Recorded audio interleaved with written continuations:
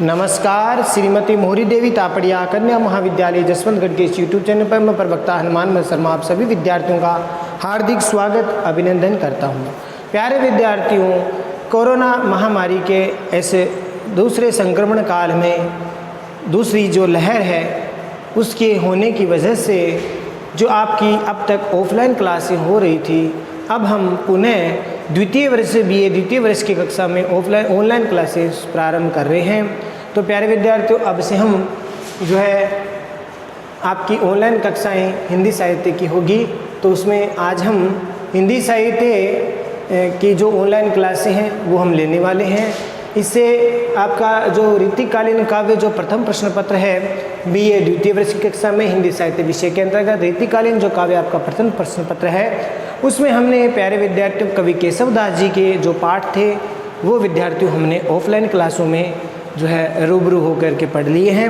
अब हम जो है बिहारी जी के पद आपका पाठ 2 जो है उसको लेकर के उपस्थित है। बाकी इस पाठ को जो है सारे पदों की व्याख्या हम पहले कर चुके हैं।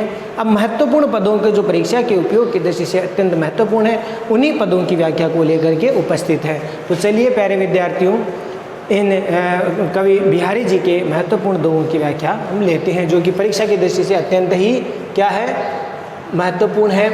तो इसको हम देखते हैं पहले, ठीक है। मोर मुकुट की चंद्रिकनु यो राजत नंद नंद, मनो शशि शेखर की यकस किए से कर सतचंद। तो प्यारे विद्यार्थियों, इस पद में बिहारी जी ने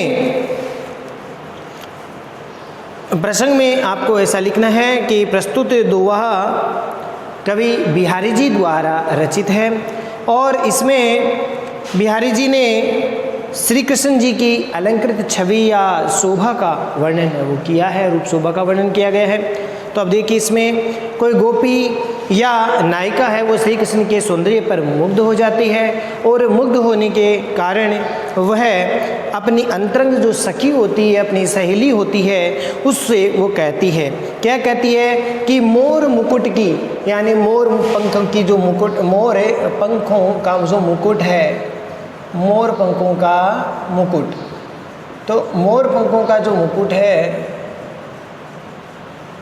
जो श्री कृष्ण जी ने अपने मस्तक पर धारण कर रखा, चंद्रिकनु माने चंद्रमा या जिसको हम चंदवा बोलते हैं, ठीक है। यों माने इस प्रकार से, राजत का अर्थ होता है सुशोभित होना, नंद नंदन का मतलब हो गया श्री कृष्ण जी, ठीक है। मनु माने मानो, शशि शेखर का मतलब जिनके शेखर यानी मस्तक पर शशि माने चंद्रमा है, तो जिनके मस्तक पर चंद्रमा है ऐसे देवता जो है महादेव होते हैं, शिव शंकर होते हैं, तो शिव जी। अकस का अर्थ होता है प्रतिस्पर्धा, ईर्ष्या, ठीक है, प्रतिस्पर्धा। किए माने करना।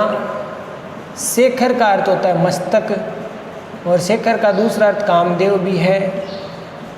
सत का अर्थ होता है सैकड़ों, 100 की संख्या, सैकड़ों। चंद माने चंद्रमा, ठीक है। तो यहाँ पर कृष्ण जी की शोभा का वर्णन किया गया है कि श्री कृष्ण जी ने अपने मस्तक पर जो है सैकड़ों मोर पंखों का मुकुट है वो धारण कर रखा है और उनके सैकड़ों चंद्रमाओं को देख करके इस प्रकार से लगता है कि जैसे श्री कृष्ण जी ने शिव जी से क्या की हो, प्रतिस्पर्धा की हो। तो इस प्रकार से यहाँ पर वर्णन है वो किया गया है कि जैसे श्री कृष्ण जी ने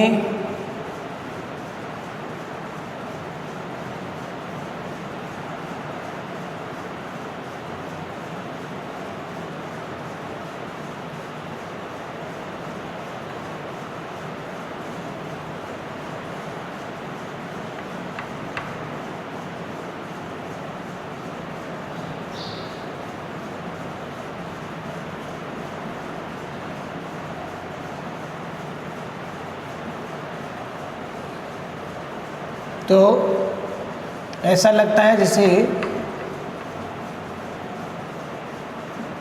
श्री कृष्ण जी ने जो मुकुट धारण कर रखा है उसमें उन्होंने सैकड़ों चंद्रमा चंदवे हैं, मोर पंखों का मुकुट है वो धारण कर रखा है। और उस प्रकार से धारण करने से इस प्रकार से शोभित हो रहे हैं जैसे कोई उन्होंने शिवजी से प्रतिस्पर्धा करके सैकड़ों चंद्रमा धारण कर दिए हो। तो इस प्रकार से इसका अर्थ है, यानी गोपी है वो ये कहती है अपनी सखी से कि नंद नंद श्री कृष्ण ने अपने मस्तक पर सत सत यानी सैकड़ों सैकड़ों जो चंद्रमा है उनसे अंकित या उनसे भरे हुए मोर पंखों का मुकुट है वो धारण कर रखा है उन्होंने। और ऐसे सुशोभित हो रहे हैं कि मानो मनु शशि शेखर की अकस किए शेखर चंद, मानो चंद्र शिवजी से उन्होंने प्रतिस्पर्धा करते हुए अपने मस्तक पर सैकड़ों चंद्रमा धारण कर रखे हो, क्योंकि शिवजी के मस्तक पर तो एक ही चंद्रमा है और उनकी प्रतिस्पर्धा करने के लिए श्री कृष्ण जी ने मोर पंखों के चंदवे या चंद्रमा के रूप में जो है सैकड़ों चंद्रमा है वो धारण कर रखे हैं। तो इस प्रकार से यहाँ पर वर्णन किया गया है।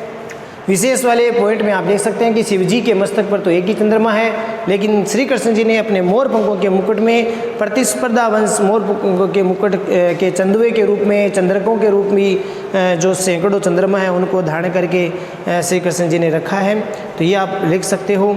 अनुप्रास अलंकार है, व्यतिरेक अलंकार का प्रयोग इसमें किया गया, उत्प्रेक्षा अलंकार का प्रयोग इसमें किया गया है।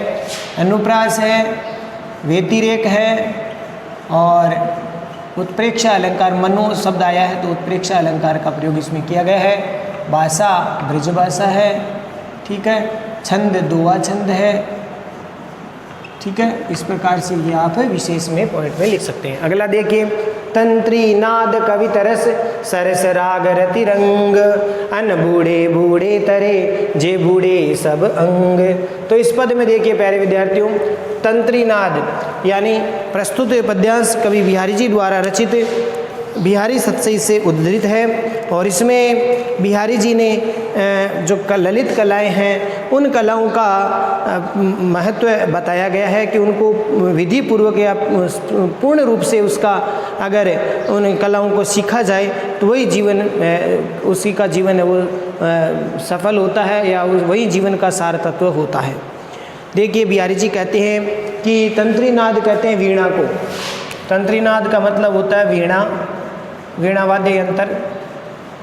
तो वीणा कविता रस माने कविता का गान करने में जो रस की उत्पत्ति होती है, आनंद की उत्पत्ति हो तो कविता रस। सरस राग और मधुर राग रागनियों का रस, सरस का मतलब मधुर राग रागनियों का स्वर, संगीत का राग रागनियों का। रति रंग का मतलब होता है प्रेम का रंग, प्रेम क्रीड़ा। तो उसमें अनबूढ़े, अनबूढ़े का मतलब जो डूबता नहीं है, जो डूबता नहीं है वे बूढ़े, मतलब वो डूब जाते हैं, जो डूबते नहीं हैं वे डूब जाते हैं। और तरे जे बूढ़े सब अंग, जो सर्वांग रूप में, जो सभी अंगों सहित सर्वांग रूप में तरे मन पार हो जाते हैं। कौन? जे मन जो, बूढ़े मन डूबते हैं, जो इन कलाओं में डूब जाते हैं सभी अंगों सहित पूर्ण रूप से वे पार हो जाते हैं। और जो नहीं डूबते, अनबूढ़े जो नहीं डूबते वे डूब जाते हैं। तो यहाँ पर यह अलंकार जो श्लेष अलंकार का प्रयोग इसमें किया गया है। देखिए तंत्री नाद, वीणा वाद्य यंत्र, वीणा संगीत जो है उसमें कविता के गान, उसके कविता के रस आनंद में और मधुर राग रागनियों का जो स्वर है उसमें, तथा और प्रेम का जो रंग है उसमें जो व्यक्ति, बिहारी जी कहते हैं जो डूबता नहीं है वे डूब जाते हैं। और जो सभी अंगों से पूर्ण रूप से उन ललित कलाओं में जो है डूब जाता है वह वास्तव में पार हो जाता है। तो एक तरह से यहाँ पर विरोधाभास अलंकार का प्रयोग इसमें किया गया है। रंग शब्द में श्लेष का भी प्रयोग किया गया है। तो आशा करता हूँ आपको समझ में आ गया होगा। कहने का तात्पर्य ये है कि इसमें संसार के भीतर हम संसार में चाहे वीणा का वादन हम ले, संसार में काव्य का रसास्वादन ले, सरस संगीत ले, या फिर प्रेम आनंद है, प्रेम रंग है, उसमें अगर व्यक्ति भली भांति अगर नहीं डूबता है तो वह पूर्ण रूप से उसका आस्वाद नहीं कर सकता, वह भाव विभोर नहीं होता। इस प्रकार से अगर वह ऐसा भाव विभोर नहीं होता, पूर्ण रूप से आस्वाद नहीं होता, तो वह व्यक्ति उसका सांसारिक जीवन है वो निष्फल हो जाता है। और बिहारी जी आगे कहते हैं कि अगर इस व्यक्ति अंग प्रत्यंगों सहित इन ललित कलाओं में डूबता है तो आस्वाद करता है तो वह इस संसार सागर को पार कर लेता है, उसे जीवन में पूर्ण आनंद की प्राप्ति होती है। और विशेष वाले पॉइंट में आप देख सकते हैं कि संगीत नृत्य आदि जो ललित कलाएं हैं उनमें जीवन का जो दुख होता है उससे व्यक्ति निर्वृत्त हो सकता है। इस संगीत इत्यादि में डूब करके व्यक्ति अपने दुखों का अंत कर सकता है। और क्योंकि वैसे भी ये ललित कलाएं वो ब्रह्मानंद सहोदर मानी जाती है, ब्रह्म के ही स्वरूप मानी जाती है। अनबूढ़े में विरोधाभास अलंकार है, ध्यान रखना। अनबूढ़े बूढ़े में विरोधाभास अलंकार है, ठीक है। और ब्रज भाषा का प्रयोग हुआ है, रंग में श्लेष अलंकार का प्रयोग हुआ है। बूढ़े बूढ़े शब्द 2 बार है तो वहाँ पर पुनरुक्ति प्रकाश अलंकार का भी प्रयोग हुआ है, ठीक है। प्यारे विद्यार्थियों, आशा करता हूँ समझ में आ गया होगा। अगला देखिए, अरे हंस या नगर में जइयो आप विचार, कागनि सो जिन प्रीति करी कोयल दई बिडारी। तो इसमें प्यारे विद्यार्थियों जो गुणवान व्यक्ति है और जो गुणग्राही व्यक्ति है और गुणहीन व्यक्ति अज्ञानी व्यक्ति है उसकी तुलना की गई है इस पद में। बिहारी जी ने यहाँ पर इस दोहे में अन्योक्ति के माध्यम से बात कही है कि कोई विद्वान है या कोई गुणग्राही व्यक्ति जो है वो गुणहीन व्यक्ति या अज्ञानी व्यक्ति है, उसके मध्य में जाने से उसको रोकते हुए कह रहे हैं कि हे विद्वान व्यक्ति, हे गुणग्राही व्यक्ति, तुम इन गुणहीन अज्ञानी व्यक्तियों के बीच में मत जाओ। तो वो एक हंस और कोयल का यहाँ पर प्रतीक रूप में मान करके अन्योक्ति के द्वारा बात कह रहे हैं। बिहारी जी कहते हैं कि अरे हंस या नगर मन इस नगर में, जइयो मन जाना आप मन स्वयं, विचार मन विचार करके कि अरे हंस तुम इस नगर में विचार करके जाना, क्योंकि इस नगर में हंसों का यानी विद्वानों का कोई साथ देने वाला नहीं है, उनकी कोई कदर नहीं करता, उनका कोई जो है महत्व नहीं समझता। तो इस हंस तुम इस नगर में विचार पूर्वक जाना, सोच समझ करके जाना, क्योंकि कागनी सो जिन प्रीति करी, यानी इस नगर के लोग कौओं से, तो कौओं का यहाँ प्रतीक है वो अज्ञानी या गुणहीन लोगों का प्रतीक माना है। तो जैसे यहाँ पर कौओं को सो मन से, जिन मन जिन्होंने, प्रीति मन प्रेम करी मन किया है, और कोयल शब्द का अर्थ यहाँ पर गुणवान व्यक्ति के लिए किया है अन्योक्ति के द्वारा। गुणवान व्यक्ति, गुणग्राही व्यक्ति, ठीक है, अच्छे लोग, सज्जन लोग, देई मन देते हैं, बिडारी मन भगा देते हैं। तो यहाँ पर इस नगर में हे हंस, हे विद्वान पुरुष, तुम इस नगर में सोच विचार करके जाना, क्योंकि यहाँ पर कौओं का सत्कार किया जाता है, कौओं से प्रेम किया जाता है। कौवे मने यहाँ पर अज्ञानी और गुणहीन व्यक्ति, दुर्जन व्यक्ति, उनका तो सत्कार किया जाता है। कोयल को इस नगर से भगा दिया जाता है। कोयल अर्थात गुणवान, गुणग्राही, सत्पुरुष, सज्जन व्यक्ति है, उनका यहाँ से इस नगर से बाहर भगा दिया जाता है, उनका कोई आदर सत्कार नहीं करता। तो अन्योक्ति के माध्यम से यहाँ पर हंस और कोयल और कौवे का प्रतीक रूप यहाँ पर बताया गया है। तो आशा करता हूँ प्यारे विद्यार्थियों आपको समझ में आ गया होगा।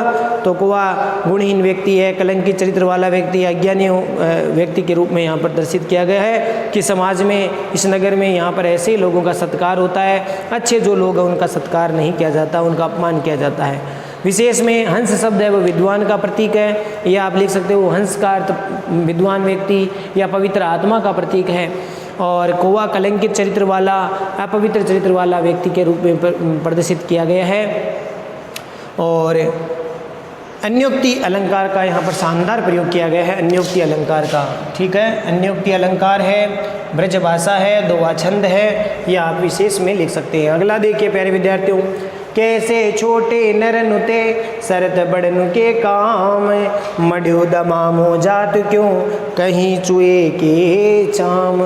तो इसमें बिहारी जी ने सत्सई में ये जो दोहा लिखा है, इस दोहे के माध्यम से ये बात कही है कि जो बड़े व्यक्ति होते हैं वो ही बड़ा कार्य कर सकते हैं, बड़े व्यक्तियों के बड़े कार्य करने का महत्व है वो बताया गया इस पद में।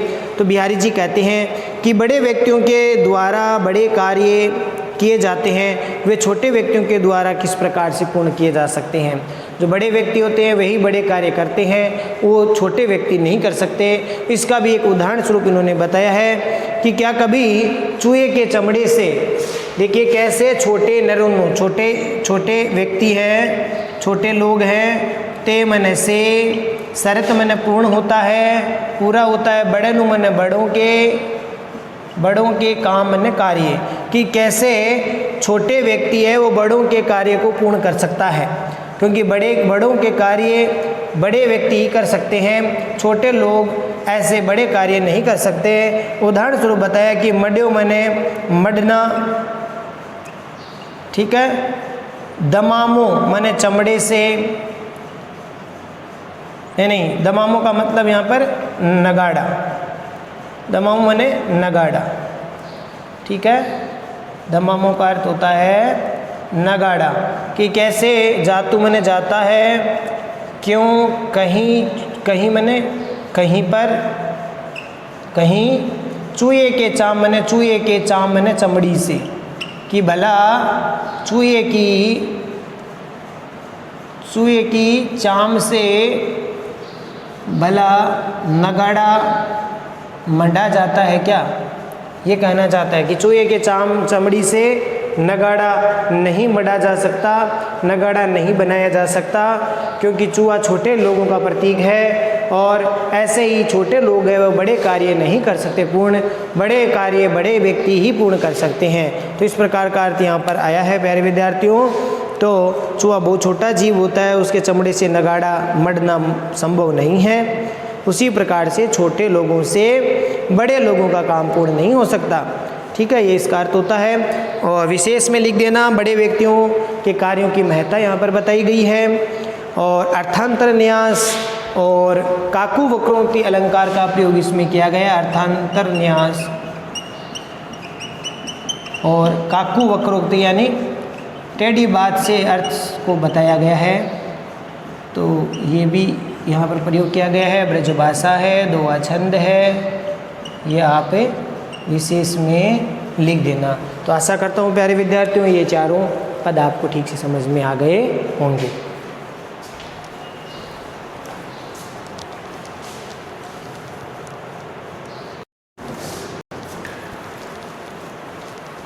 तो प्यारे विद्यार्थियों आज के लिए बस इतना ही। अगले वीडियो में फिर उपस्थित होंगे आगे के पदों की व्याख्या को लेकर, बिहारी जी के आगे के पदों की व्याख्या को लेकर के जो महत्वपूर्ण है परीक्षा के उपयोग की दृष्टि से, उन्हीं पदों की व्याख्या को हम ले रहे हैं। तब तक के लिए इन चारों पदों की, चारों दोहों की व्याख्या को ठीक प्रकार से आप नोट करेंगे, समझेंगे, अर्थ को ग्रहण करेंगे और याद भी करेंगे। चैनल को लाइक, शेयर और सब्सक्राइब करना ना भूलें। जय भारत, जय हिंदी। धन्यवाद विद्यार्थियों।